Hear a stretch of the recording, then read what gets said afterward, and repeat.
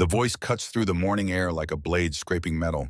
And who might you be, Miss Technician Coffee Girl, for the real soldiers? The laughter erupts instantly. 8 Navy SEALs, all broad shoulders and confidence, fill the narrow corridor outside the UAV control room at Naval Station Mayport. At their center stands Admiral Drayton Cross, silver eagles gleaming on his collar, arms crossed like he owns not just this base, but the entire Atlantic Fleet. The woman at the console doesn't flinch. She's smaller than any of them, hair pulled back in a regulation bun, wearing a plain uniform with no rank insignia. Her hands remain steady on the keyboard, fingers hovering over keys that control a $15 million reconnaissance drone currently flying somewhere over contested waters. Cross steps closer. The scent of aftershave and arrogance fills the cramped space. Behind him, his team exchanges grins. This is entertainment before the morning brief. Fresh meat. Someone new to put in their place. I asked you a question, miss. His voice drops lower, theatrical. Rank. What's your rank? She turns her head slowly. No rush, no panic. Her eyes are the color of winter ocean, and when they meet his, something flickers across Cross's face. Just for a heartbeat. Then it's gone, replaced by that familiar smirk. Higher than yours, sir. Her voice is quiet, level, each word measured. You just don't know it yet. The corridor goes silent. Someone coughs, a boot scuffs tile. The hum of the air conditioning suddenly seems deafening. Then Cross throws his head back and laughs. It's the kind of laugh that invites everyone else to join in. And they do. Nervous at first, then louder, eager to be part of the joke. Cute. He leans against the door frame, blocking her exit. Real cute. Maybe I'll give you a uniform after you polish my boots. The woman returns to her screen. Her breathing follows a deliberate pattern. 4 counts in. Hold for 4. 4 counts out. Hold for 4. In the corner of the room, hunched over a maintenance log, Master Chief Garrett Boone watches this exchange from beneath heavy gray eyebrows. He's 62 years old, been in the Navy since before most of these kids were born. Desert Storm, Somalia, Afghanistan. The kind of resume that doesn't fit on paper. And he's seen enough to know when something doesn't add up. The way she holds that tablet, 3 fingers on the base thumb and index supporting the edge. That's not how civilians grip equipment. That's not even how regular Navy handles gear. That's the hold they teach at advanced tactical schools, the kind where you learn to operate under fire, where dropping your equipment means mission failure, where muscle memory has to override panic. Boone's pen stops moving. He doesn't look up, doesn't give anything away, but his jaw tightens. The woman saves her work with 3 quick keystrokes. No hesitation, no need to check the manual. The encryption protocols on these systems change monthly, require authentication codes that take most operators 5 minutes to input correctly. She does it in under 10 seconds. You know what I think? Cross pushes off the door frame, steps fully into the control room. His team follows, filling the space with testosterone and cologne. I think someone made a mistake letting you in here. This is a secure facility, SEAL operations only. She stands. The movement is economical, balanced. When her hands fold behind her back, they settle into a position that's exactly regulation. Not approximately, not close enough. Exactly at ease, the way it's drilled into you until your body remembers it decades later. I'll make this simple. Cross is enjoying himself now, playing to his audience. You've got about 30 seconds to explain what a tech support girl is doing with access to my UAV systems before I call security and have you escorted out. 28 seconds, Lieutenant Cade Merrick adds helpfully. He's young, ambitious, the kind who laughs loudest at his commanding officer's jokes. She reaches into her chest pocket. The movement makes Cross's hand drift toward his sidearm. Instinct. But she's only pulling out a laminated card, standard issue. The kind every contractor and civilian employee carries on base. Technical consultant, she says, handing it to him, cleared for all non-combat systems. Cross examines the card like it might be counterfeit, holds it up to the light, checks the holographic seal. Everything's in order. It has to be. She wouldn't be here otherwise, but something about this doesn't sit right with him. And men like Cross don't like things that don't sit right. Well, Miss Consultant, he flicks the card back at her. It hits her chest and falls. She doesn't move to catch it. I don't care what this says. You stay in your lane. That means you don't touch tactical systems. You don't access classified files. You fix computers when we tell you they are broken. And you stay out of the way when real operators are working. Understood? Understood, sir. She bends to retrieve her ID. as she straightens her sleeve, rides up just enough to expose the inside of her left forearm. There's a scar there. Not the clean line of surgery, something jagged, irregular. The kind that comes from shrapnel, from being too close when something explodes. Warrant Officer Quinn Hale sees it. His eyes narrow. He's been deployed enough times to recognize blast patterns on human skin. But Cross is already moving, already dismissing her from his mind. He's got a briefing in 15 minutes, a training exercise to oversee. A whole base of people who snap to attention when he walks past. Why waste time on some contractor who probably got her job through connections rather than capability? Lieutenant Merrick. Cross pauses at the door. Make sure our friend here gets the message. This control room is off limits unless she's specifically requested, and that needs to come through my office first. Yes, sir. Merrick grins at the woman. Don't worry, miss. We'll find you something more suitable. Maybe the commissary needs help, or there's always laundry. More laughter. They file out, voices fading down the corridor. Someone mentions breakfast. Someone else has a joke about contractors. The door swings shut. The control room returns to its baseline hum. Servers processing data. Cooling fans pushing air. Outside, through reinforced windows, the Florida sun climbs higher over runways and hangars and the distant blue immensity of the Atlantic. Boone hasn't moved from his corner. He's still holding his pen, still pretending to review maintenance logs. But his eyes track the woman as she returns to her station, settles back into her chair, pulls up the same diagnostic screen she was running before the interruption. Her hands return to the keyboard. That grip again, that specific, unmistakable hold. Been at it long, his voice is rough from decades of shouting over engine noise and gunfire. She doesn't startle, doesn't even pause in her typing. Long enough, Master Chief. She knows his rank without looking at his uniform. Interesting. Those encryption protocols. He taps his pen against the logbook. Most folks need the manual. Take them 10-15 minutes to authenticate properly. I've worked with similar systems before. Similar, Boone nods slowly. That's one word for it. She finally looks at him, really looks. And there's a calculation happening behind those eyes. An assessment of risk and necessity and how much this particular conversation might cost her. Is there something I can help you with, Master Chief? Just curious. He closes his logbook stands with the careful movements of a man whose knees remember too many parachute landings. Been in this Navy 43 years. Seen a lot of people come through. Seen a lot of specialists with clearances they shouldn't have. Technical consultants who know things they shouldn't know. He walks toward the door, pauses. Seen operators too, the real kind, the ones who don't advertise.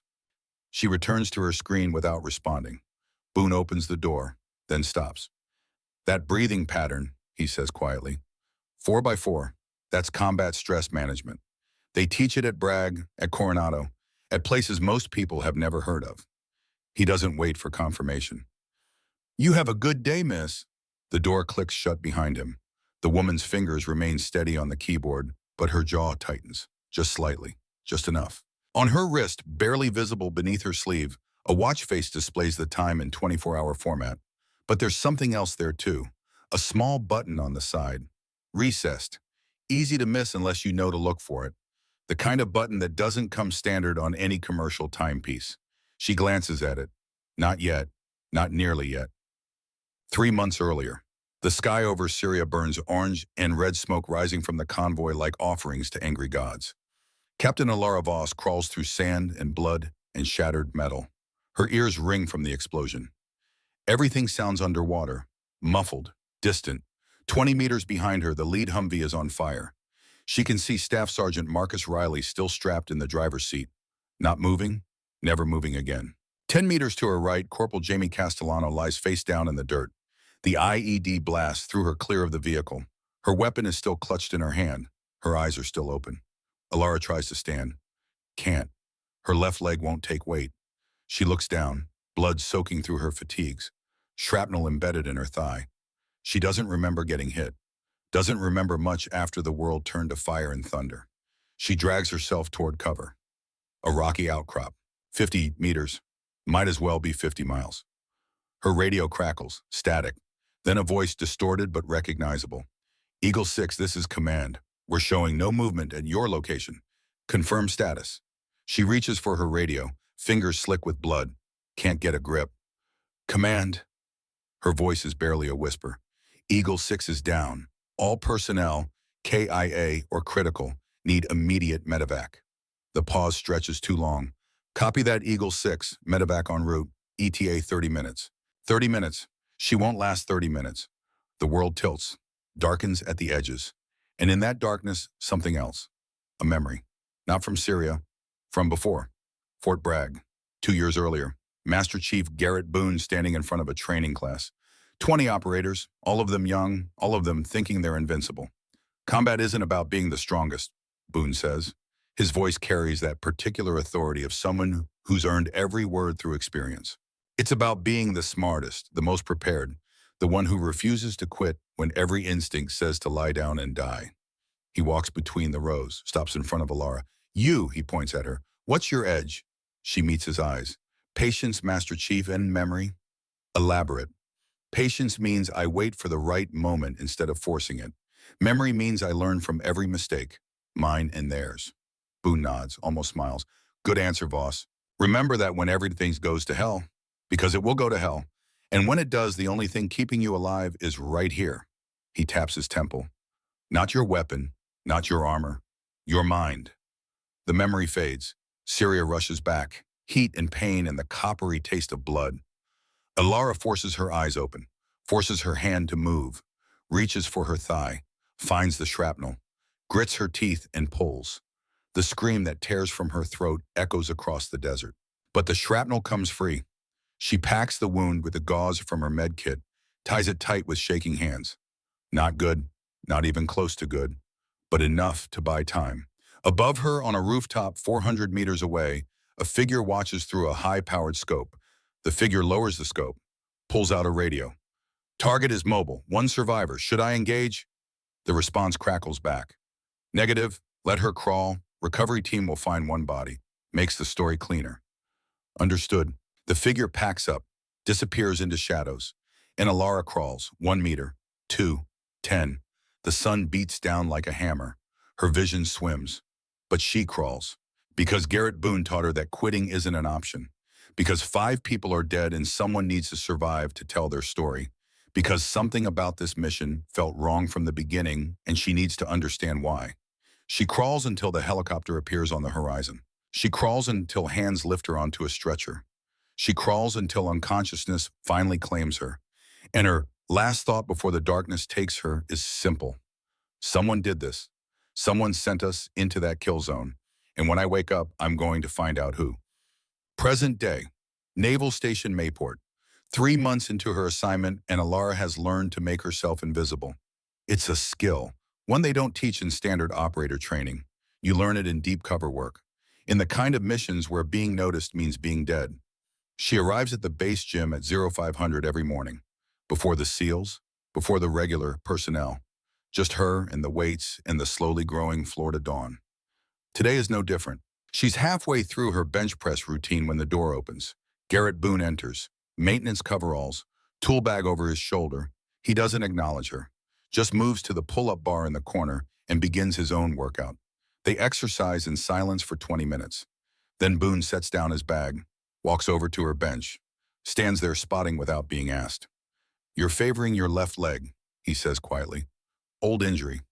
Something like that. Syria, her hands freeze mid-press. The bar wobbles. Boone's hands come up, steadying it.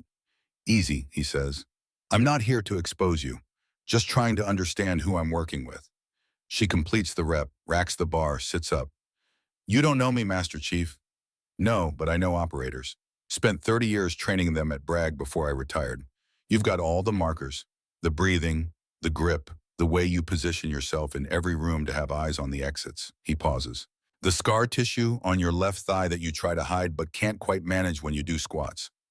Alara says nothing. Boone sits on the bench across from her. I also know, he continues, that contractors don't get the kind of clearances you have unless there's a reason. And technical consultants don't run combat stress breathing protocols unless they've been somewhere that required them. Maybe I just have anxiety. Maybe. He doesn't sound convinced. Or maybe you're here for the same reason I am. Because something about this place stinks and someone needs to figure out what. She studies him. Really studies him. Garrett Boone, 62 years old, Desert Storm veteran, 3 tours in Afghanistan, a retired Master Chief with enough commendations to fill a wall. Also on the books as a civilian maintenance contractor for the past 2 years. Also watching Admiral Cross with the same careful attention she's been using. "Why are you really here?" she asks. Boone reaches into his coveralls, pulls out a folded photograph, sets it on the bench between them. The photo shows 8 men in desert fatigues. Gulf War era judging by the gear. They're young, confident, the kind of confidence that comes before you learn what war really costs. January 1991, Boone says, 20 kilometers inside Iraq.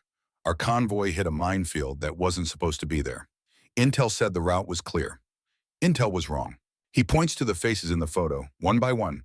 Martinez, dead. Thompson, dead. Jackson, dead. O'Brien, dead. Sutherland, dead. Kim, dead. Rafferty, dead. His finger stops on the 8th man, himself, younger, unscathed. "I survived because I was in the tail vehicle, far enough back that when the lead Humvee detonated, I had time to bail out." He folds the photo, puts it away. 33 years I've carried that picture. 33 years wondering why our route was changed at the last minute. Why the intel update came through just 3 hours before we rolled out. Why it was marked as coming from a general I'd never heard of. Who's hiring him? Silas Brennan, lieutenant colonel back then, 2-star general now, JSOC oversight. The name hits Alara like a physical blow. General Silas Brennan, the officer who authorized her current mission, who suggested using a deceased operator for deep cover, who specifically recommended her for this assignment. "You know him," Boone says. "It's not a question." "I know of him." "Then you know he's dirty. Been dirty for 3 decades. And whatever Cross is doing here, Brennan's the one pulling the strings." Alara stands, walks to the window. Outside the base is waking up. Personnel moving between buildings, the ordinary machinery of military life grinding forward. "If you're right," she says slowly, "then Cross is just the visible hand. And Brennan is the brain." "Yes." "Why tell me this?" "Because," Boone says standing, "I'm 62 years old. I've got maybe one more mission left in me. And I'll be damned if I die without knowing why my team walked into that minefield. Why someone changed our route. Why 8 good men are in the ground while the man who killed them wears stars and gets saluted." He picks up his tool bag. "You're here hunting Cross. I'm here hunting Brennan. Seems to me our interests align." He walks to the door, pauses. "Also seems to me that a dead captain would be pretty motivated to make sure whoever killed her team pays for it." He leaves before she can respond. Alara stands alone in the gym, heart pounding, mind racing. Garrett Boone knows who she is, or at least who she was. Captain Alara Voss, KIA Syria 2022. Officially dead, buried with full honors. Memorial plaque at Arlington, except she's not dead. She's here. And she's about to make some very powerful people wish she'd stayed buried. The base dining facility at 00700 is controlled chaos. 300 personnel trying to fuel up before the day's operations begin. The smell of industrial eggs and coffee strong enough to strip paint. Conversations overlapping into white noise. Alara sits alone in a corner eating oatmeal that tastes like cardboards and institutional efficiency. Around her, conversations ebb and flow. Deployment stories. Complaints about training schedules. Speculation about upcoming assignments. She listens, files it away. Patterns within patterns. Who defers to whom? Which groups form natural alliances? Where the real power flows underneath the official hierarchy. Warrant Officer Quinn Hale enters with his maintenance team. Spots her. Whispers something to the men beside him. They look, laugh, keep walking. The oatmeal turns to paste in her mouth, but she keeps eating, keeps breathing in that steady 4-count rhythm. In through the nose, hold. Out through the mouth, hold. The way they taught her during Hell Week, during SEER training, during the classified exercises where they break you down to see what remains when everything else is stripped away. Her watch displays the time, 13:37. She has a meeting scheduled for 1400. Routine check-in with the base IT director. Officially, it's about software updates and network security. Unofficially, it's a dead drop, a chance to pass information up the chain without electronic trails. She finishes her meal, clears her tray, walks across the base under the brutal Florida sun. The heat here is different than desert heat. Humid, oppressive.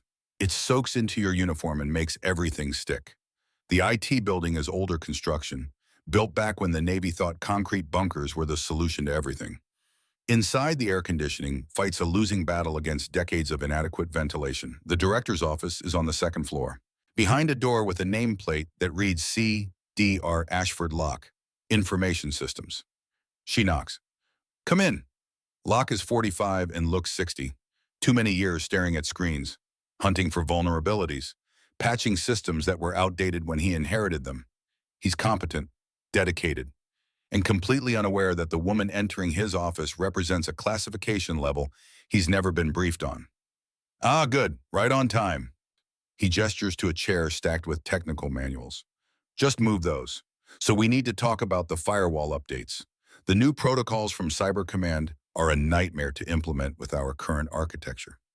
She moves the manuals, sits, pulls out her tablet. For 10 minutes, they have a legitimate conversation about network security, patch schedules, vendor compatibility, the kind of tedious technical discussion that makes most people's eyes glaze over. Then Locke leans back, rubs his eyes. I'm going to grab coffee. You want anything? I'm fine, thank you. He leaves. The door clicks shut. She has approximately 6 minutes. Locke is predictable, creature of habit. The break room is 2 floors down. He'll take the stairs because he's trying to get his steps in. Black coffee, 2 sugars. Exactly 6 minutes. She's timed it 3 times. She moves to his computer. It's logged in. Careless but typical. She navigates to a specific shared folder, buried 3 layers deep in the directory structure, creates a new file, encrypted, disguised as a system log, dumps the data she's collected, access patterns, file timestamps, user IDs that don't quite match official rosters, upload complete, delete local copies, clear recent file history. Return to her chair, 5 minutes 40 seconds. Locke returns at 6 minutes 15 seconds. Close enough. He's carrying 2 cups. Changed my mind, he says, handing her one. Figured you could probably use it. She accepts, sips. It's terrible coffee, government contract stuff that tastes like it was brewed through old boots. She drinks it anyway. So about those vendor compatibility issues. They finish their meeting. She leaves with a stack of documentation about firewall protocols that she'll never read and he'll never follow up on. The coffee cup goes in the trash outside. The real message is already racing up the chain of command, bouncing through encrypted servers, landing eventually on a desk at Fort Meade, where someone with more stars than Locke will ever see decides whether her intel justifies further action. The afternoon brings new indignities. Commander Ashford Locke's security team pulls her aside for additional ID verification. Perfectly legal, perfectly within regulations.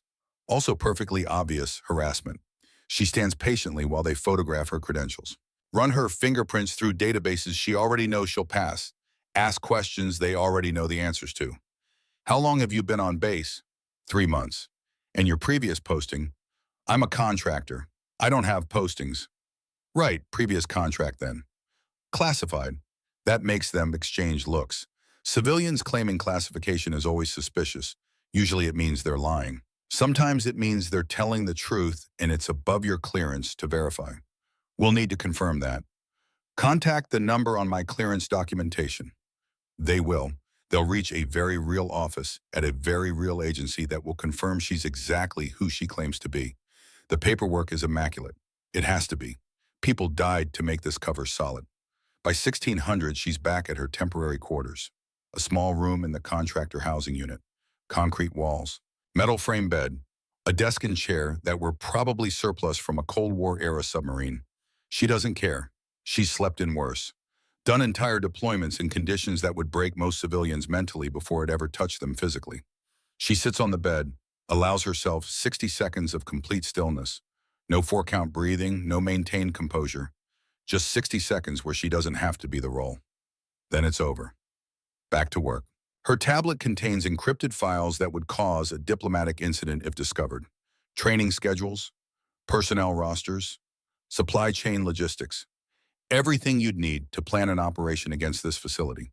Everything someone selling secrets would want to acquire. She's not here to protect those secrets. She's here to find who's already stealing them.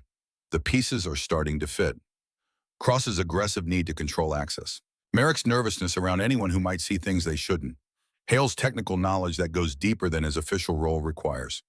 Any one of them could be the leak. All of them could be involved. The only way to know for certain is to wait for them to make a mistake. to push hard enough that they reveal themselves trying to push back, which means tomorrow needs to escalate. She needs to be in places she's not supposed to be, accessing systems that will trigger alerts, making enough noise that whoever's watching feels threatened enough to act. Outside her window, the sun sets over the Atlantic in streaks of orange and purple. Somewhere out there, submarines patrol in silence. Carrier groups project power.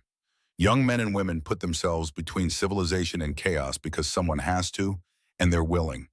Most of them are good, dedicated, honorable, but not all, never all. She sets an alarm for 0430.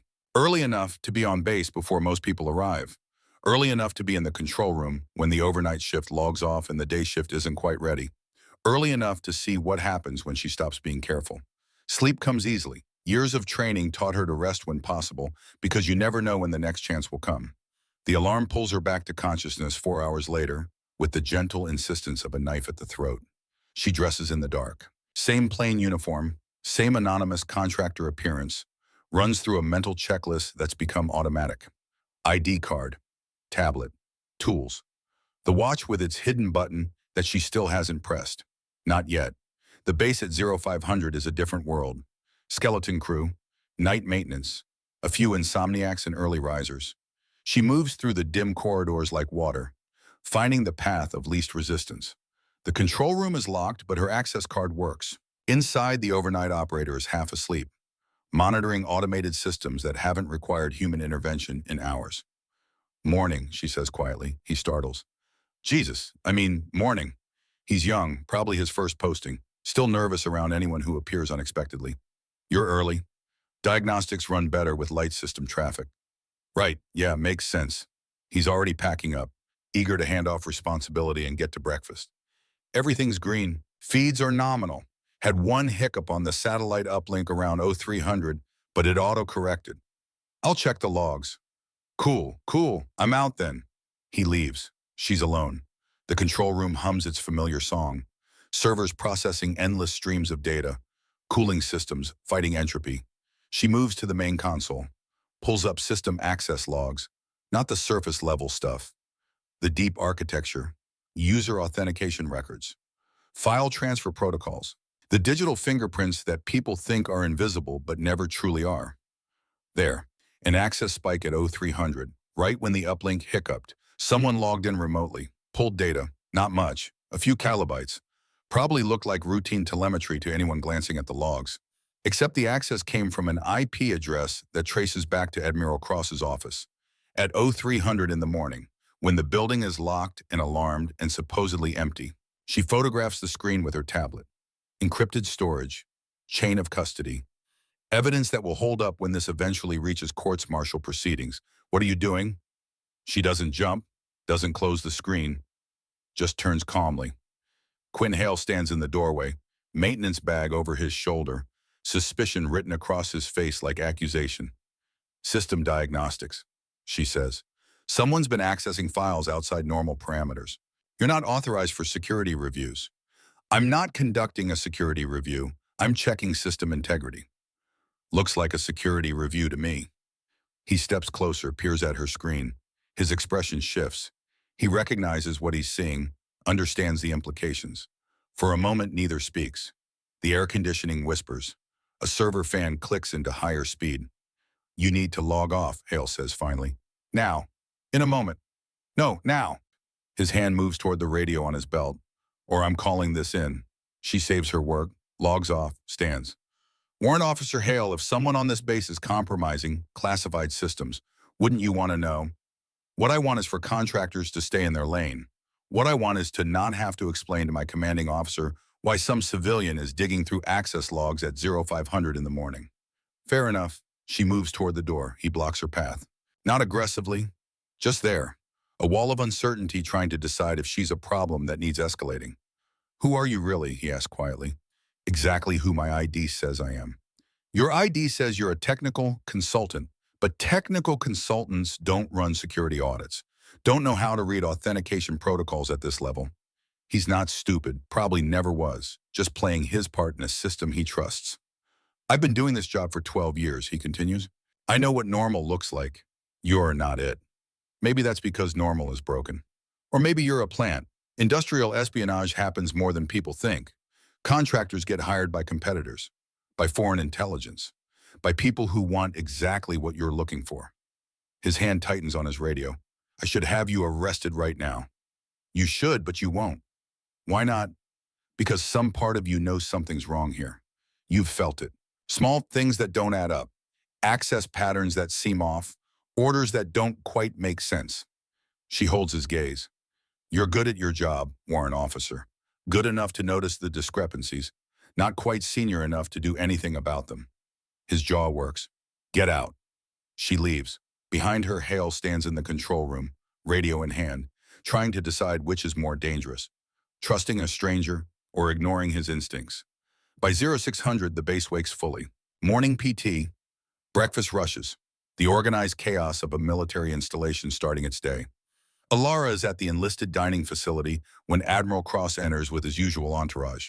He spots her immediately. Something about the recognition feels deliberate, like he's been looking for her. Well, he changes course, approaches her table. Didn't expect to see you still around. She looks up from her oatmeal. Still around, sir? I heard you were in the control room early. 0500, before authorized access hours, running diagnostics without approval. Running diagnostics as requested. Funny, I don't remember requesting diagnostics at 0500. He sits down across from her without invitation. His team hovers nearby, watching. What I remember, Cross continues, is specifically telling you to stay away from tactical systems. The systems I was reviewing weren't tactical. They were administrative access logs, which you have exactly zero authorization to review. His voice carries across the dining facility. Nearby tables go quiet, personnel turning to watch. This is theater. Performance. Cross putting on a show. If there's a security concern, Alara says calmly, I'm required to report it. Security concern. Cross laughs. It's the kind of laugh designed to humiliate, loud enough for everyone to hear, inviting them to share in the joke. Let me tell you about security concerns, sweetheart. My security concern is unauthorized personnel accessing sensitive systems and then hiding behind bureaucratic excuses when they get caught. He leans forward. Here's what's going to happen. You're going to finish your breakfast, then you're going to pack your things, then you're going to be escorted off this base. And if you're very lucky, we won't press charges for attempted data breach. I haven't breached any data. Warrant Officer Hale says otherwise. So Hale called it in. Disappointing, but not surprising. Then Warrant Officer Hale should present his evidence through proper channels. Proper channels. Cross's face darkens. You think you can lawyer your way out of this? You think citing regulations means anything when you've been caught red-handed? She meets his eyes, holds them, lets the silence stretch until it becomes uncomfortable. With all due respect, Admiral, if you're going to make accusations, you should probably have your facts straight first. My facts are straight. You were in a restricted system at an unauthorized time, looking at files you have no clearance to access. System access logs aren't classified. They're administrative records. Any user with basic clearance can view them. Not at 0500 they can't. The time of day doesn't change the classification level. Cross's hands flatten on the table. You're done. I'm calling security. You'll be detained pending investigation. He pulls out his radio. Keys it. Base security. This is Admiral Cross. I need a detention team at the enlisted DFAC immediately. We have a contractor in violation of security protocols. The response crackles back.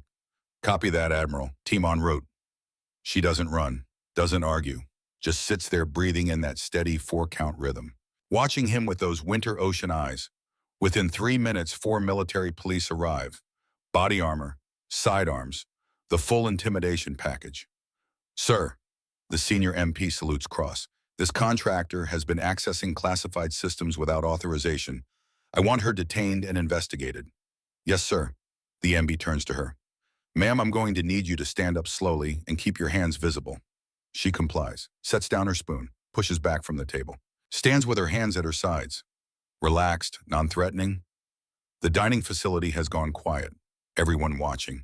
This is the story that'll be told all day. The contractor who thought she was something special getting exactly what she deserved. Hands behind your back, please. She complies again. Feels the zip ties go on, not tight enough to cut circulation, but secure enough to prevent any sudden movements. Do you have any weapons or contraband on your person? No, we're going to search you anyway. Of course. They're professional about it. Quick pat down, check her pockets, confiscate her tablet, her ID, her phone. The watch stays on. Nobody thinks to check it. Why would they? It's just a watch. The holding facility is a low concrete building near the base perimeter, designed for temporarily detaining personnel awaiting transport to more permanent facilities. It has 6 cells of processing area and the distinct smell of disinfectant failing to cover older, less pleasant odors. Cell 3 is 8 by 10 feet. Concrete walls, metal bench, toilet without a lid, a small window near the ceiling that lets in light but shows only sky. They cut the zip ties, lock the door, leave her alone. She sits on the bench, closes her eyes, lets her head rest against the wall. This is the near-fail moment. The point where anyone watching from the outside would think she's finished. Caught. Game over. Except games have rules, and she's about to show them they've been playing the wrong game entirely. Her watch displays 1,600 hours. Missed check-in. Somewhere at Fort Meade, an encrypted system registers the absence of her scheduled communication. Protocols activate automatically. Flags rise through chains of command most people don't know exist. She has 40 minutes until backup power failure creates an artificial deadline that will force everyone's hand. She controls her breathing. 4 in, hold 4, 4 out, hold 4. Somewhere above her, through the small window, a jet screams across the sky. Routine training flight. Young pilots learning to push machines to their limits, trusting that the Navy that trained them has their backs. Most of the time it does, but not always. Not when the corruption comes from the top. Not when the people meant to protect the system are the ones feeding on it. The door opens. Commander Ashford Locke enters, carrying a file folder. He looks uncomfortable, like a man who's realized the simple case he expected has complications he didn't want. I need to ask you some questions. Am I being charged with something? That depends on your answers. He sits on the opposite end of the bench. What were you doing in the control room at 0500? System diagnostics. Why at 0500?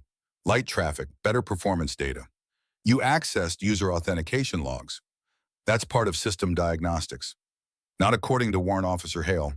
Warrant Officer Hale is mistaken about the scope of my authorization. Locke opens the folder. Inside are printouts of her access records.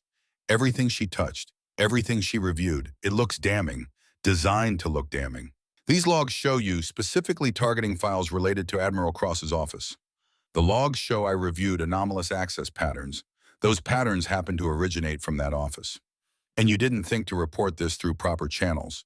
I was gathering data to determine if there was anything worth reporting. That's not your job. Actually, it is. She holds his gaze. My contract specifically requires me to report security vulnerabilities. Accessing an admiral's files isn't reporting vulnerabilities. It's espionage. I didn't access his files. I reviewed access logs showing someone using his credentials to access classified data at 0300 in the morning. That makes Locke pause. Explain. Someone logged in remotely using Admiral Cross's authentication, pulled data, then logged out. The access came from an IP address registered to his office during hours when the building was supposedly empty and secure. You're saying someone hacked his account.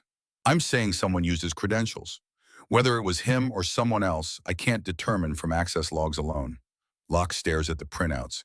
This is more complicated than he wanted. Simple cases of contractor overreach are easy. Someone steps out of bounds, you escort them off base file, the paperwork move on. This is something else. I'll need to verify this. Of course, he stands, looks at her for a long moment, like he's trying to reconcile the quiet woman on the bench with the implications of what she's suggesting. Who are you really? Still just a technical consultant commander. Right. He doesn't believe her, but he's also not stupid enough to ignore potential security breaches just because they come from an inconvenient source. Stay here. Not planning on going anywhere. The door locks again. She's alone. 16-20 hours. 20 minutes until protocol escalation. The watch sits on her wrist. Small, unassuming. The hidden button recessed into the casing feels heavier than it should. 3 ounces of pressure-sensitive material. She's carried it for 3 months without touching it. Protocol says don't activate unless absolutely necessary. Protocol also says trust your instincts when the mission parameters shift. Her fingers hover over it. Not yet. Outside, somewhere in the administrative building, Locke is pulling server logs. Cross-referencing her data, finding that she's right. And that terrifies him. Because if she's right, then someone at command level has been compromising operations. And that's the kind of problem that destroys careers just for being adjacent to it. 16:30 hours. The door opens again. But it's not locked. Lieutenant Cade Merrick stands there with two MPs, all of them looking stressed. Like men who've been given orders they don't quite understand but are too disciplined to question. You need to come with us. She stands. Am I being charged? The Admiral wants to talk to you now. They don't bother with restraints this time, just escort her quickly through corridors painted in emergency lighting. Red and harsh, personnel press against walls to let them pass. Everyone trying to figure out what's happening. Whether it's a drill, whether it's real. The control room is crowded when they arrive. Cross, Hale, Locke, half a dozen other officers. All of them staring at screens showing system diagnostics running wild. Data cascading across multiple windows. Access patterns, file transfers, authentication logs. Everything she's been tracking for 3 months. All of it suddenly visible. Cross turns when she enters. His face is controlled fury. The kind of rage that comes when someone in authority realizes they've lost control of the narrative. What did you do? Before she can answer, one of the MPs grabs her arm, hard, trying to position her away from the consoles. His grip catches the edge of her sleeve, pulls it upward with enough force that fabric tears slightly. The sleeve rides up her left forearm, exposes skin, and something else. Ink. Black and gray, a design that's instantly recognizable to anyone who's spent time in special operations. A trident crossed with lightning bolts. Beneath it, numbers. Not random. A unit designation, task force numbers that don't appear in any public database. The room goes silent. Not the shocked silence from before. Something deeper. Heavier. Master Chief Garrett Boone sees it first. His eyes widen. His hand moves to his chest, unconscious gesture.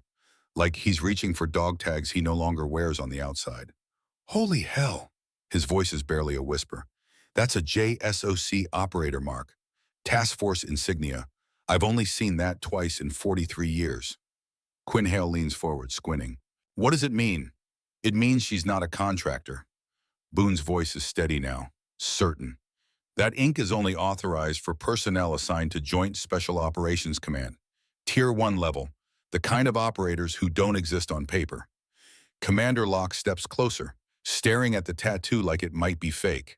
But the scar tissue around it tells a different story. Old ink, years old, integrated into skin that's seen combat, not something you get in a weekend.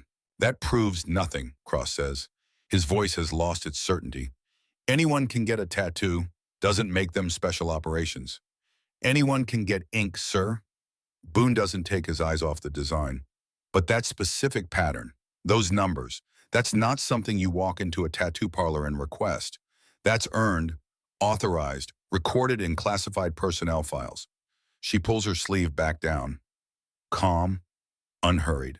Like exposing classified insignia in front of a dozen witnesses is exactly what she meant to do.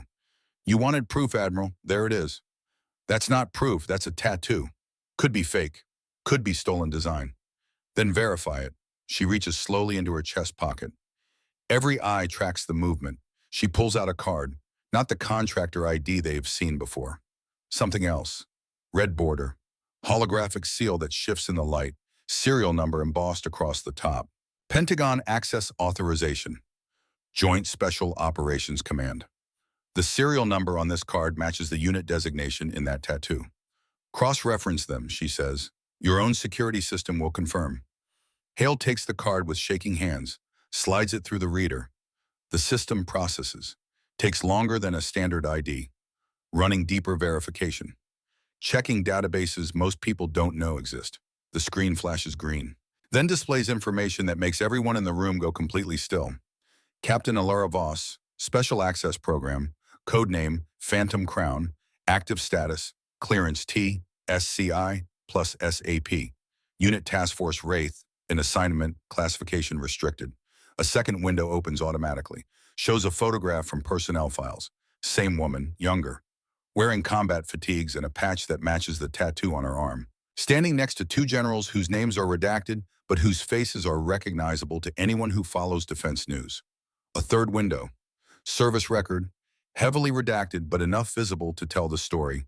12 years active duty, multiple deployments, Commendations listed only by classification code. A Purple Heart, a Bronze Star, medals that mean combat, real combat, and at the bottom a death certificate, dated 2 years ago, Syria. Listed as killed in action during a convoy attack. Locke's voice is hollow. You're supposed to be dead.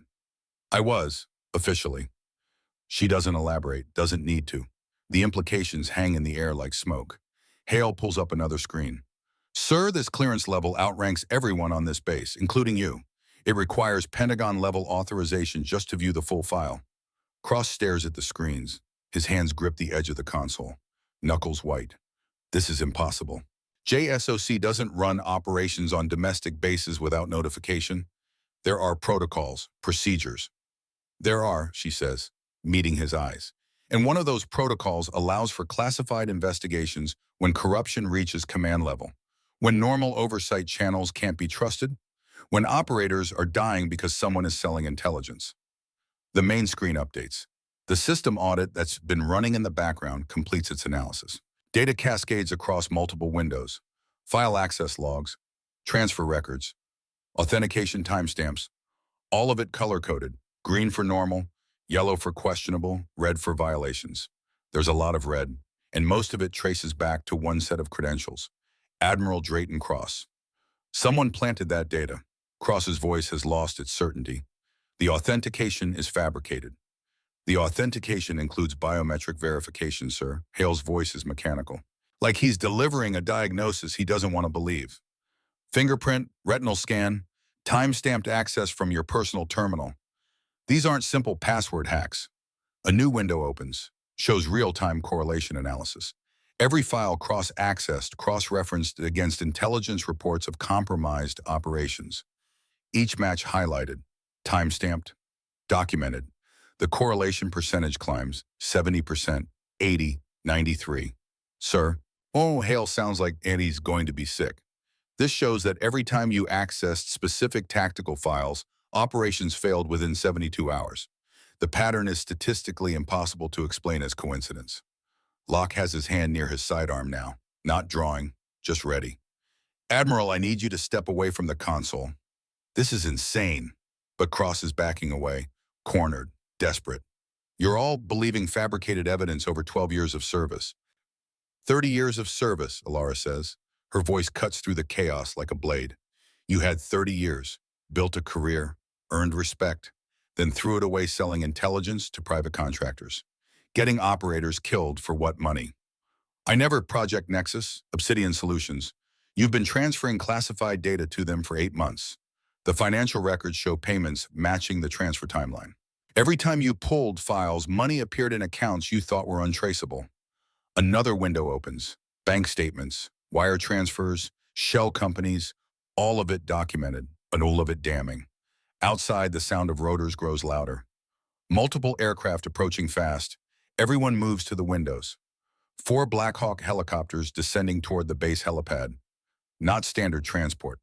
Command birds. The kind reserved for flag officers and emergency deployments. Cross's face goes pale. Who did you call? I didn't call anyone. Alara watches the helicopter settle. The protocol did, automatically, when I missed my 1600 check-in. Standard procedure for deep cover operations. Missed check-in triggers immediate response. Ensures the asset is secure and evidence is preserved. The helicopters touch down. Doors open. 4 figures emerge. Even at this distance, the stars on their uniforms catch the light. Generals. Moving with the kind of purpose that suggests this isn't a social visit. Cross turns back to Alara. Something in his expression shifts. Desperation replacing everything else. We have 45 minutes before the backup power fails. You want to do this right, fine. But we need to secure the evidence before the system goes dark. Convenient timeline, Admiral. It's the truth. Check the power logs. Backup generators weren't designed for extended lockdowns. We've got 45 minutes. Maybe less. Alara looks at Hale. Confirm. Hale pulls up the power management system. He's right. Backup power at 63%. Current drain rate gives them approximately 42 minutes before non-essential systems start shutting down. That includes the audit protocol. Then we finish this now. Alara turns to Merrick, the lieutenant who spent 3 months making her life difficult, who spread rumors, who laughed at every joke at her expense. Lieutenant Merrick, you need to do something for me. Merrick straightens, confused, wary. Ma'am, you spent 3 months telling people I didn't belong here, that I was incompetent, that I was a waste of space. Her voice is level, no accusation, just statement of fact. Now I need you to prove yourself wrong. Pull the detailed access logs, every file touch, every transfer, every authentication. Show everyone in this room who really betrayed this base. Say the request lands like a physical blow. Merrick's face cycles through shame-resistance calculation. Why me? What?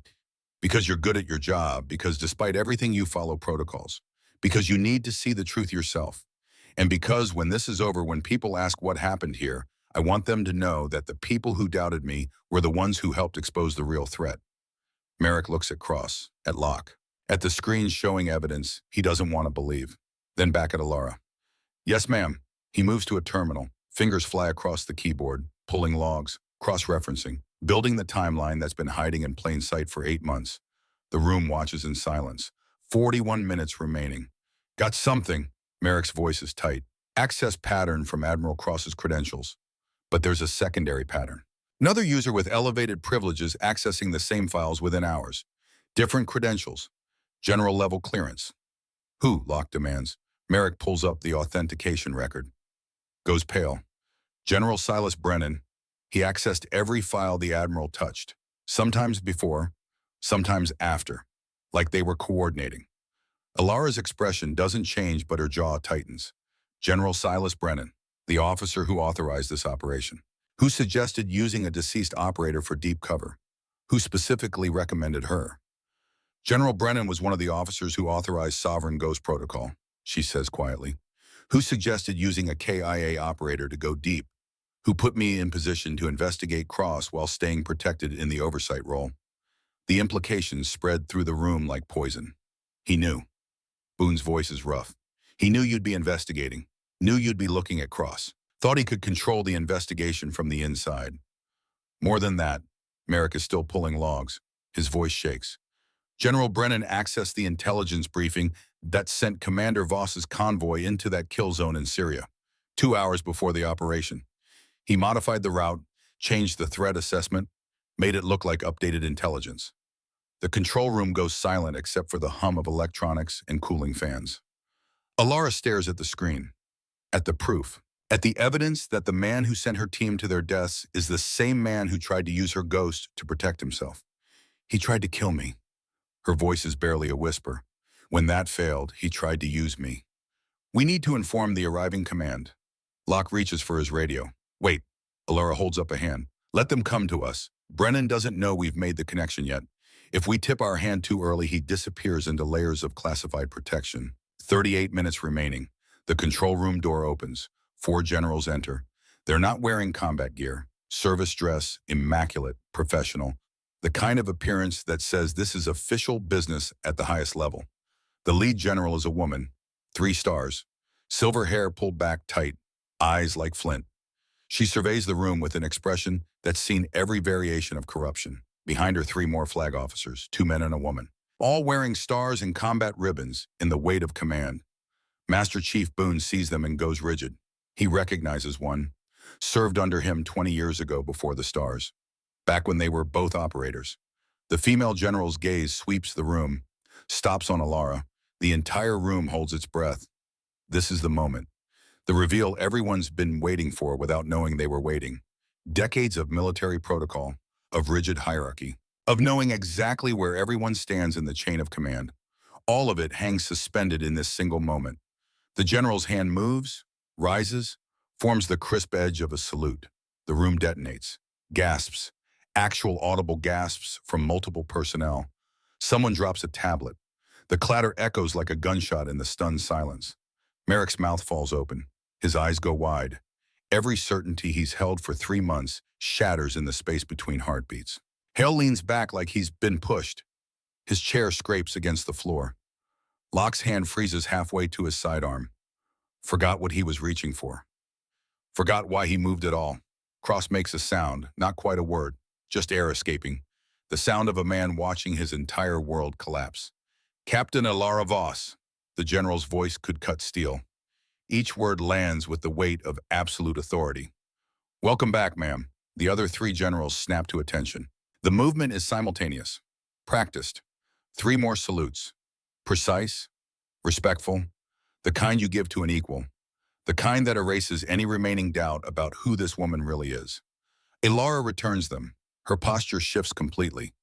The change is subtle but total. No longer the contractor trying to stay invisible. No longer the civilian enduring dismissal and contempt. Now she stands like what she is, what she's always been, an officer, a commander. Someone who spent 12 years earning this moment through blood and sacrifice and choices that left scars deeper than any tattoo. General Marin Hartwell. Ilara's voice has changed too. Still quiet, but with edges of authority that weren't there before. Or perhaps they were always there, just buried under layers of operational necessity. Thank you for the response time. We've been monitoring since your check-in lapse. When the lockdown was triggered, we mobilized immediately. Hartwell's eyes moved across. The temperature in the room drops 20 degrees. Her gaze is the kind that has sent hardened warriors scrambling to correct mistakes. Admiral Drayton Cross, I'm General Marin Hartwell, Joint Special Operations Command. You're being placed under arrest for violations of the Uniform Code of Military Justice, specifically unauthorized disclosure of classified information, conspiracy to commit espionage, and conduct unbecoming an officer. Cross's voice is hollow, empty. This is based on fabricated evidence. The evidence was compiled by one of our most decorated operators over 3 months of direct observation. One of the other generals steps forward, 2 stars and a chest full of ribbons that tells stories of battles most people will never hear about. Captain Voss has been embedded at this facility since August, monitoring, documenting, building a case that will stand up to any scrutiny. Every file access, every transfer, every communication, all of it preserved on systems you didn't know existed. Systems designed specifically to protect evidence from exactly the kind of tampering you're suggesting. Merrick is staring at Ilara like he's seeing her for the first time, which in a way he is. The contractor he mocked, the civilian he dismissed, the woman whose competence he questioned at every turn. Was real. All of it was her, just not in the way he assumed. You've been JSOC this whole time. His voice breaks, the weight of his own actions crushing down. Every rumor I spread, every joke, every he can't finish. Ma'am, I'm so sorry. Later, Lieutenant. Ilara's tone isn't cruel, just focused. Right now, I need you to finish pulling those logs. General Hartwell needs to see the complete picture, including General Brennan's involvement. The room temperature drops another 10 degrees. Several officers exchange glances. Brennan's name carries weight. A general doesn't just get accused, not without evidence so solid it can't be questioned. Hartwell's expression doesn't change, but something hardens in her eyes. Something cold and absolutely unforgiving. Explain. Merrick pulls up the correlation data. His hands shake slightly, but his fingers are steady on the keyboard. Shows the dual access pattern. Cross and Brennan moving in coordination. The modified intelligence briefing. The Syria convoy route that put Ilara in a kill zone. Numbers and timestamps that tell a story of betrayal at the highest levels. General Brennan has been running this operation from the beginning, Ilara says. Her voice is clinical now. Operational. The tone of someone delivering an after-action report. He's the one who recruited Cross, who provided the contacts at Obsidian Solutions, who made sure internal investigations never got close enough to threaten the network. And when you initiated Phantom Crown Protocol, when you needed a deceased operator to go deep, he suggested me specifically. Put me in position to catch Cross while he stayed protected in the oversight role. Where is Brennan now? Hartwell demands. He left 20 minutes before the protocol activated. Locke checks his logs. His voice is tight. Very convenient timing. Not convenience. He was warned. Ilara looks at Hartwell, meets her eyes directly.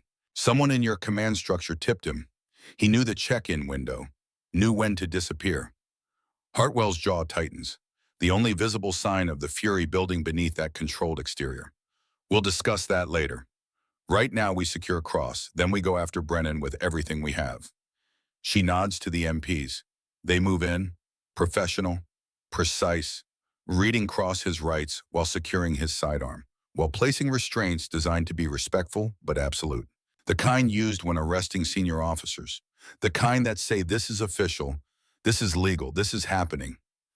As they lead him toward the door, Cross stops, looks back at Ilara one last time, searching her face for something. Answers maybe, or understanding, or just acknowledgement that he was beaten by someone better. How long have you been planning this? Since Syria. Alara's voice is quiet, level. Since I woke up in a field hospital and realized someone had sold my convoy's location.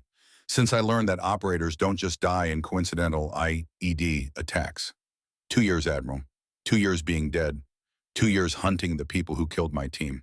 And 3 months watching you prove exactly who you are. They take him out. The door closes. The sound echoes in the suddenly empty space. Alara pulls out her tablet, the real one. Encrypted military-grade security that makes commercial systems look like children's toys. Brings up a file she's been building for 3 months. Layer by layer, evidence by evidence. General, the network is bigger than Cross and Brennan. She displays the data, turns the tablet so Hartwell can see. The audit flags 16 other officers across 6 bases, 4 contractors, and 2 sitting congressmen who took money to facilitate defense contracts. I documented everything, access patterns, financial transfers, communication intercepts. It's all here, ready for prosecution. Hartwell studies the tablet. Her expression remains granite, but there's something in her eyes. Satisfaction, maybe, or vindication, or just the grim acceptance that corruption ran deeper than anyone wanted to believe. Captain, I'm going to ask you something. She hands the tablet back. You've been under for 3 months. Deep cover takes a toll. You could step back now, take a desk job, teach at Coronado. Nobody would question it. You've earned the right to rest. With respect, ma'am, I'll step back when everyone who sold intelligence that got operators killed is in prison. Not before. Lara's voice is absolute. No hesitation. No doubt. You sent me in as bait once. It worked. We used Cross's arrest to make Brennan nervous. Make him think the investigation stops here. Then watch what mistakes he makes trying to cover his tracks. That's a longer operation. Could take months. Could take years. I'm aware I'll do whatever it takes, however long it takes. The third general, who hasn't spoken yet, smiles slightly. There's pride in that expression. And respect. She's got your stoke burned, Miss Marin. That's what happens when you recruit them this dedicated. Hartwell doesn't disagree. We'll brief you tomorrow on next steps. For tonight, you're officially Captain Voss again. Enjoy it while you can. Tomorrow you might become someone else. Yes, ma'am. Dismissed, Alara salutes. Turns to leave. Stops when Boone steps forward. The old Master Chief who saw through her cover from the beginning. Ma'am, permission to speak. Granted, Master Chief. That tattoo, that grip on the UAV controller. The breathing pattern. I knew something was off but couldn't place it. He comes to full attention, salutes properly, with the kind of precision that comes from decades of service. Should have recognized JSOC training. I went through Bragg myself back in '98. You served with distinction, Garrett. Your record is exemplary, and you could have exposed me several times but chose not to. Thank you for trusting your instincts. Figured if someone went to that much trouble to hide, they had reasons. Good ones. He drops the salute. His voice softens. Welcome home, Commander. Thank you, Master Chief. She leaves. Walking through corridors starting to return to normal. The lockdown is lifting. Personnel emerging from emergency stations. Confusion written on faces. Questions being asked. The base beginning to breathe again after hours of lockdown tension. But whispers follow her. Story fragments already forming, growing, spreading through the base like wildfire. The contractor who wasn't. The ghost who outranked an admiral. The operator who came back from the dead. By tomorrow, everyone will have heard some version. By next week, the legend will have grown beyond recognition. But tonight, the truth is enough. By 1900 hours, she's back in her temporary quarters. The small concrete room that's been home for 3 months. Sits on the metal bed, allows herself 60 seconds of stillness. No performance, no maintained composure, no 4-count breathing or careful positioning, just 60 seconds of being herself, of letting the weight settle, of acknowledging what just happened. Then her tablet chimes, secure message. She opens it. Consequence cascade implementation, immediate actions against Cross, continued surveillance on Brennan, comprehensive investigation across 12 facilities, institutional reforms throughout JSOC, legacy recognition for the operation, everything documented, everything official, everything real. She reads it twice. The cascade is real, spreading through the system like antibodies fighting infection. Not perfect, never perfect, but better, measurably better. A second message arrives. Different sender, unknown origin. The subject line makes her blood run cold. Tower 4 sends regards. No text, just an attachment. An image file, grainy, shows a compound in Syria, coordinates visible in the corner. Date stamp from 2 years ago. Her convoy route marked in red. The path they took, the kill zone they entered. All of it documented by someone who knew, who watched, who waited. And in the corner, barely visible, a figure watching from a rooftop. Too distant to identify but holding something. A radio maybe, or a phone, or a detonator. Someone was there. Someone watched her convoy drive into that kill zone. Someone who coordinated the attack. Someone who's still out there, still operating, still thinking they're safe because they stayed in the shadows. She stares at the image, doesn't open a reply, just saves it to encrypted storage. Evidence for tomorrow, for the next hunt, for the mission that never really ends. Tomorrow brings new missions.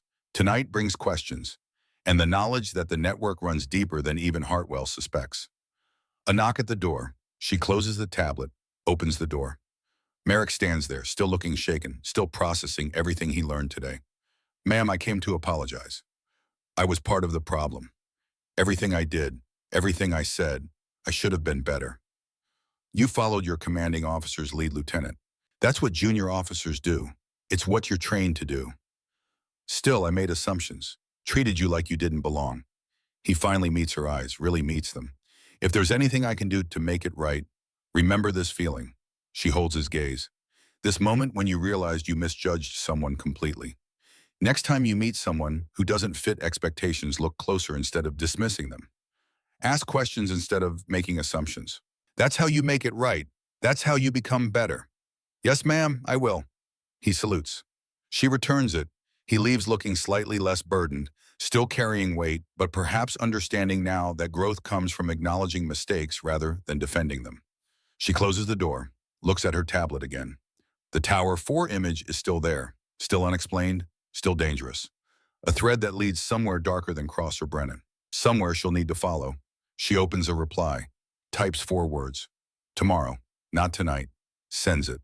The message disappears into encrypted channels, bouncing through servers, reaching someone somewhere, someone who knows she's coming. Outside her window, the sun sets over the Atlantic in streaks of orange and purple. Beautiful, peaceful. The kind of view that makes people forget wars are being fought, that operators are dying, that corruption thrives in comfortable shadows. Somewhere on this base, Cross sits in a cell contemplating the destruction of everything he built. Somewhere in Washington, analysts are building cases that will take down networks. Somewhere in dark places, people who profited from treason are getting nervous, starting to look over their shoulders, starting to wonder who else might be watching. And somewhere, the person who watched her convoy drive into that ambush is still out there, still operating, still thinking they're safe because they've avoided detection for 2 years.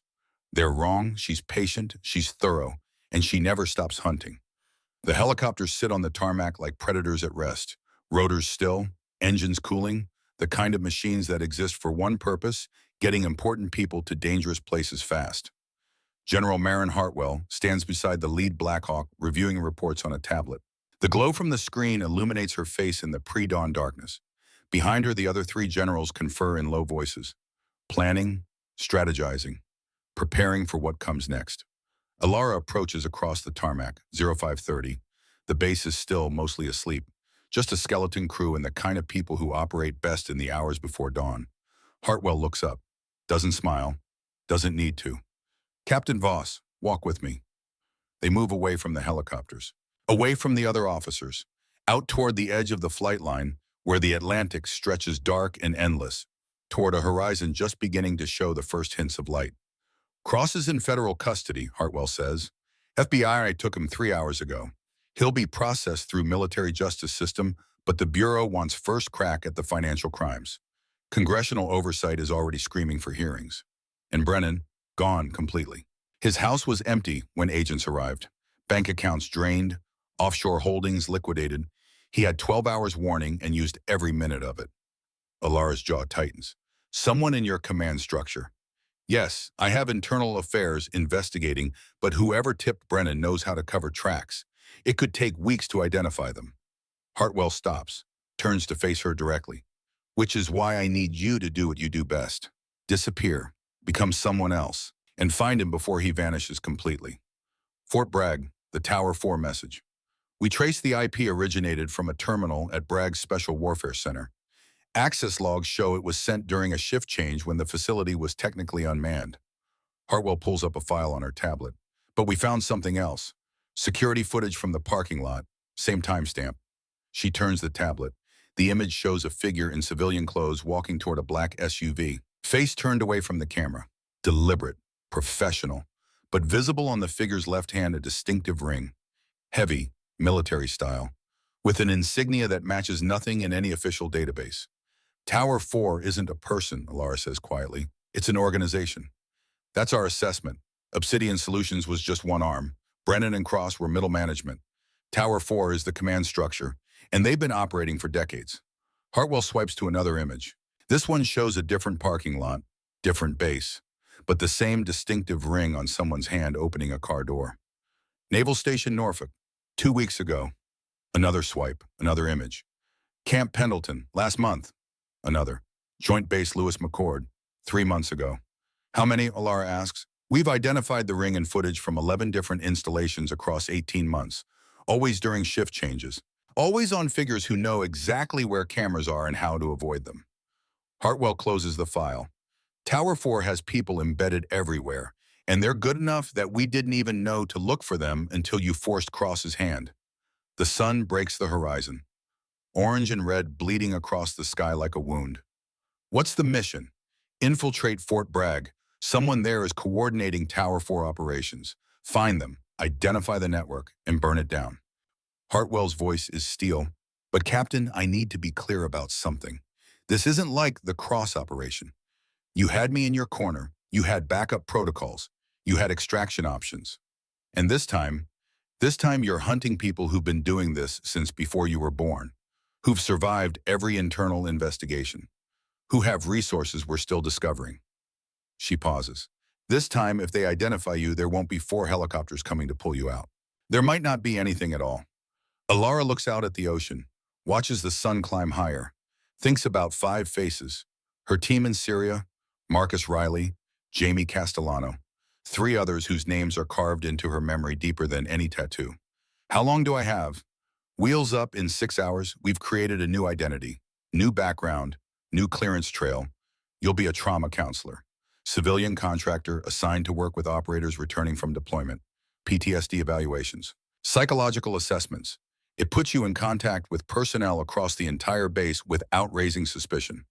And my contact, Master Chief Garrett Boone, he's being reassigned to Bragg as a training instructor, Gulf War veteran, extensive combat experience, perfect cover for staying close to special warfare personnel. Hartwell hands her a phone. This is your only link to me, encrypted. 1 message per week. Miss 2 check-ins and I scrub the operation. Alara takes the phone, feels the weight of it, not just the device, the mission, the risk, the possibility that this is the one she doesn't come back from.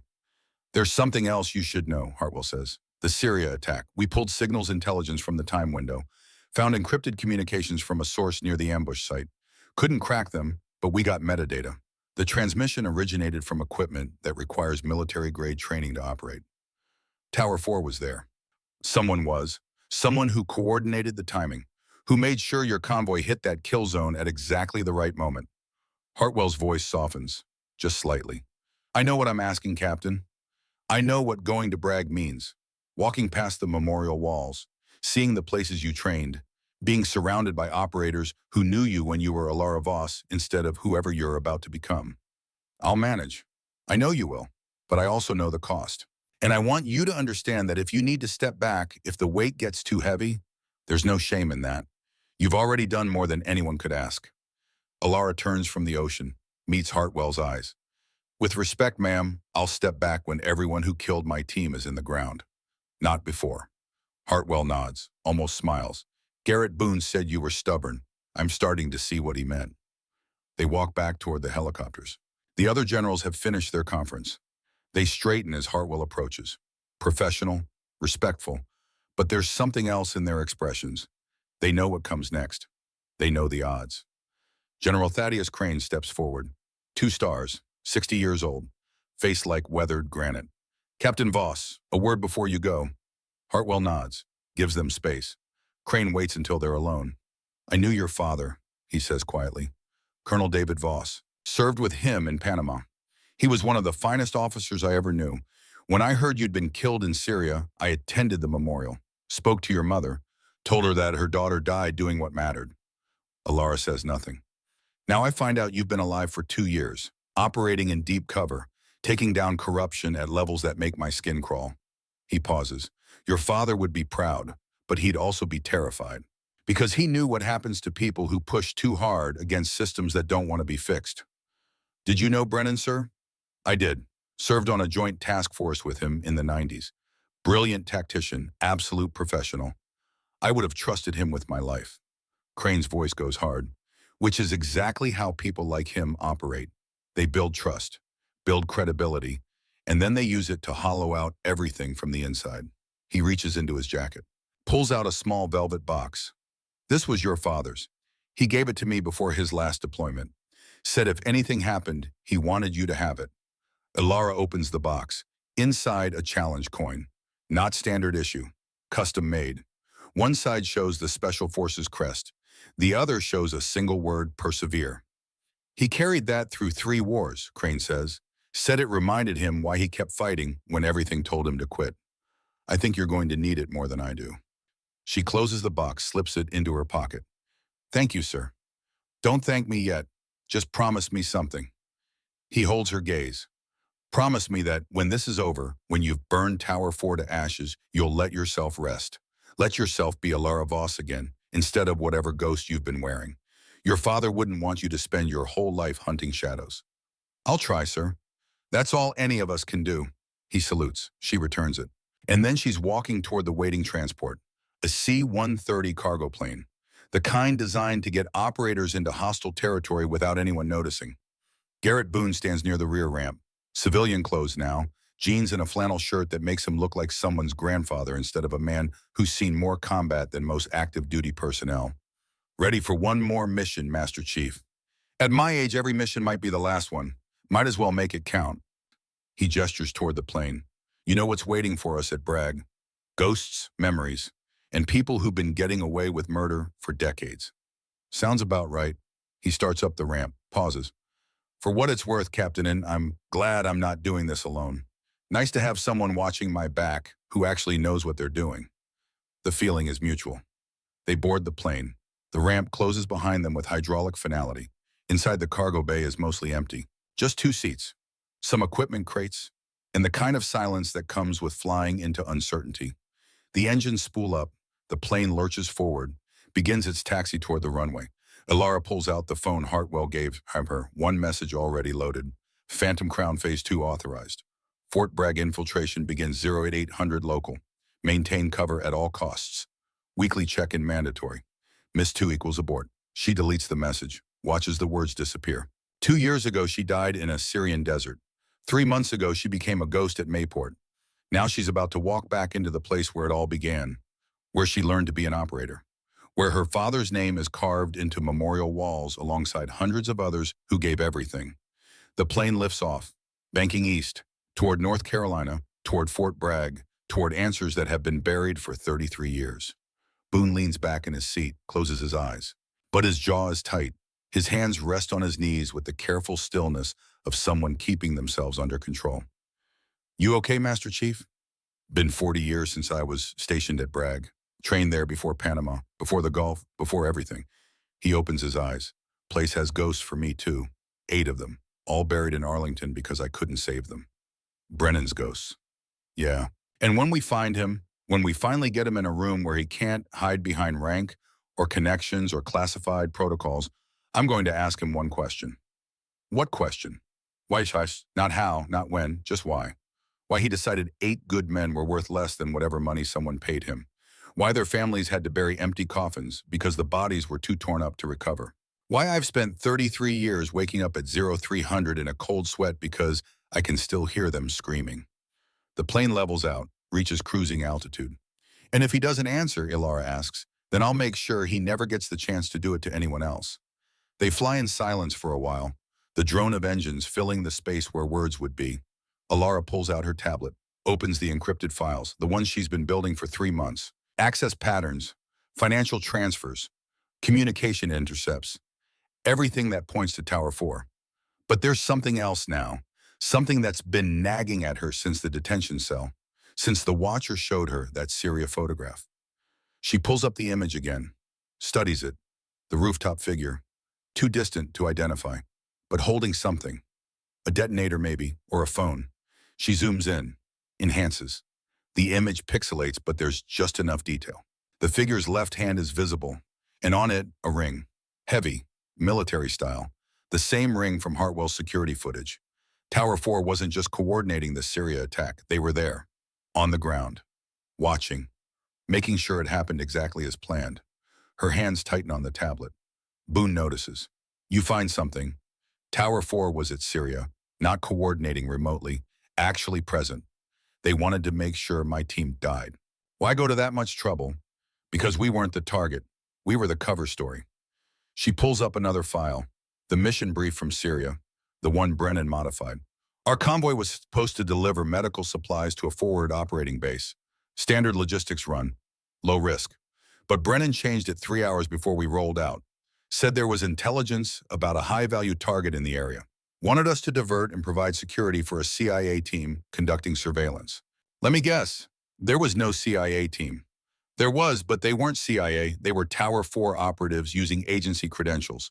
And whatever they were doing in that compound, they needed it to look like random insurgent activity killed a convoy that stumbled into the wrong place. Boone leans forward. What were they doing? I don't know, but the compound coordinates match a facility that was reported destroyed by coalition forces 6 months earlier, officially abandoned. Structurally unsound, off limits to all personnel. Except it wasn't abandoned. No, it was being used for something that required absolute secrecy, something worth killing 6 operators to protect. She closes the file, and whatever it was, Brennan helped cover it up. Probably got paid very well for his trouble. The plane's intercom crackles. 30 minutes to brag. Prepare for approach. Alara stands, moves to the small window, looks out at North Carolina passing below. Pine forests and red clay. Small towns and empty highways. Somewhere down there, Brennan is hiding. Probably thinks he's safe. Probably believes that 33 years of careful operation means he's untouchable. He's wrong. Master Chief, when we land, we go dark. New identities, new backgrounds. As far as anyone at Bragg knows, we've never met before today. You're a training instructor. I'm a trauma counselor. We cross paths occasionally, but we're not connected. Understood. But we need a way to communicate without electronic trails. Dead drops. Old school. There's a coffee shop off base called the Brass Kettle. Bathroom has a loose tile in the third stall. We leave messages there. Check it every 3 days. Boone nods. And if things go sideways, there's a payphone outside the PX. You call this number. She hands him a card. Let it ring twice. Hang up. That tells me you're in trouble. I'll extract myself and meet you at the secondary location, which is Airborne Memorial, South End. There's a bench dedicated to the 82nd. We meet there at whatever hour matches the date. If today's the 15th, we meet at 1500. Simple, effective, hard to intercept. Boone takes the card, memorizes the number, hands it back. She tears it into pieces, lets them flutter into a trash receptacle. The plane begins its descent. Through the window, Alara can see Fort Bragg growing larger. Miles of training grounds, hundreds of buildings, thousands of personnel. And somewhere in all of that, someone wearing a Tower 4 ring, someone who thinks they're untouchable, someone who's about to learn what happens when ghosts come home. The wheels touch down with a screech of rubber on asphalt. The plane taxis toward a remote hangar, away from the main terminal. The kind of arrival that doesn't appear in any official logs. The ramp lowers, heat and humidity hit like a physical force. North Carolina summer. The kind that makes uniforms stack and tempers run short. A single vehicle waits. A plain sedan, government plates, no markings. A man stands beside it. Civilian clothes. Unremarkable. The kind of person you'd pass on the street without a second glance. But his posture gives him away. Military. Recent. Probably special forces, judging by the way he scans their approach. Looking for threats. Assessing exits. Dr. Sarah Mitchell. He looks at Ilara, uses the name from her new identity. That's me. And you must be Chief Instructor Boone. He nods to Garrett. I'm Agent Carlisle, Defense Counterintelligence. I'll be your handler while you're at Bragg. Officially, I'm a logistics coordinator. Unofficially, I'm your emergency contact if things get complicated. He opens the trunk. They load their minimal gear. Your credentials are in these folders. He hands them each a manila envelope. Dr. Mitchell, you're assigned to the Behavioral Health Department. Office in Building 4-1133. Your first appointments start tomorrow, but you have today to get oriented. Chief Boone, you report to the Special Warfare Training Center. Building 6-4402. Your class roster is in the packet. They climb into the sedan. Carlisle drives, takes the back roads through base, avoiding checkpoints, avoiding attention. General Hartwell briefed me on mission parameters. He says, you're looking for Tower 4 operatives. I've been compiling a list of personnel who fit the profile. Officers with long careers, multiple overseas deployments, access to classified systems, financial indicators that don't match their pay grade. How many names? Ilara asks. 47. That's just at Bragg. Cross-reference with the other installations, and we're looking at over 200 potential suspects. Boone whistles low. That's not a conspiracy, that's an army. Which is why General Hartwell wants you to identify the command structure. Find the person coordinating Bragg operations. Follow them up the chain. We don't need all 200, we just need the one who can lead us to the rest. The sedan pulls up to a nondescript apartment complex off base, the kind that caters to short-term military personnel. Nothing fancy, nothing memorable. Your quarters are separate. Dr. Mitchell, you're in Building C Unit 214. Chief Boone, Building A Unit 108. Keys are in your packets. Furniture is basic but functional. Internet is unsecured, so assume everything is monitored. They get out, retrieve their gear. Carlisle hands Ilara a final envelope. This is from General Hartwell. She said to open it when you're alone. He drives away without another word. Ilara and Boone stand in the parking lot, looking at each other. 3 days, Boone says. Brass kettle, loose tile. 3 days, and Master Chief, be careful. These people have been doing this for decades. They're good at spotting threats. So am I, Captain. So am I. He walks toward Building A. She watches him go, then turns toward Building C. Her apartment is on the second floor, up exterior stairs. The kind of place designed for function rather than comfort. She unlocks the door, steps inside. 1 bedroom, small kitchen, living room with a couch that's seen better days. Everything clean but worn. Temporary housing for temporary people. She drops her gear, locks the door, checks the windows. Old habits. Then she opens Hartwell's envelope. Inside, a single photograph. It shows a young woman in army fatigues, standing with 4 other soldiers, all of them smiling, young, confident, the kind of confidence that comes before you learn what war really costs. The photograph is dated 1989. Fort Bragg. The young woman is Hartwell, 30 years younger, before the stars, before the command. And standing next to her with his arm around her shoulders, a young officer with lieutenant's bars. Even through the decades, the face is recognizable. Silas Brennan. Ilara turns the photograph over. On the back, in Hartwell's handwriting, I trusted him once, loved him once, believed he was everything the Army should be. I was wrong. Don't make my mistake. Trust no one. Question everything. And remember that the people who hurt us most are usually the ones we never suspected. Burn it when you're done. M.H. She stares at the photograph for a long time. Hartwell and Brennan. Partners? Maybe more than that. 35 years ago, they stood together, believed in the same things, served the same ideals. And somewhere along the way, he chose money over mission, chose corruption over honor, chose to become the thing they both swore to fight. She walks to the kitchen, finds matches in a drawer, turns on the stove burner, holds the photograph over the flame, watches Hartwell and Brennan and 3 other young soldiers curl and blacken and turn to ash, lets the pieces fall into the sink, washes them down the drain. Outside, the sun is setting, painting Fort Bragg in shades of orange and red. Tomorrow she becomes Dr. Sarah Mitchell, trauma counselor, someone who listens to operators talk about the things that keep them awake at night, someone who will use that trust to find the people who created those nightmares in the first place. Her phone vibrates. Unknown number. Encrypted message. She opens it. A video file, 30 seconds long, night vision footage, shows the exterior of her apartment building. The camera zooms in on her window, on her silhouette visible through the curtains. The timestamp reads 1847. 7 minutes ago, the video continues. The camera pans left, shows Boone's building, his window, his silhouette, then pans back, zooms closer to Alara's window. A voice, distorted, electronic. Welcome home, Captain Voss. We've been waiting. Fort Bragg has always been ours. You're not hunting us, you're walking into our house. And we're going to enjoy watching you realize that some ghosts can't be killed. They just wait in the dark. We'll be seeing you soon. Very soon. The video ends. She sets down the phone, walks to the window, looks out at the parking lot, the trees beyond, the gathering darkness. Somewhere out there, someone is watching. Someone who knows who she really is. Someone who's been 3 steps ahead this entire time. She picks up the phone again. Types a message to Hartwell. They know, maintaining cover anyway. Mission continues. Sends it, deletes it. Then she pulls the challenge coin from her pocket. The one General Crane gave her. The one her father carried through 3 wars. Persevere. She sets it on the windowsill, where anyone watching will see it. A message of her own. I'm not afraid of ghosts. I am one. And this ghost is done running. The darkness outside deepens. Fort Bragg settles into its evening rhythms. Training ending. Personnel heading to the barracks or off-base housing. The ordinary machinery of military life grinding forward.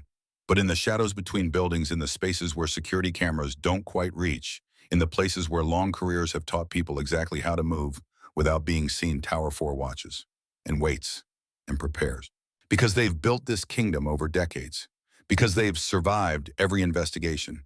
Because they've buried everyone who got too close. One more ghost won't make a difference, or so they think. But Alara Voss knows something they don't. Sometimes ghosts don't come back for revenge.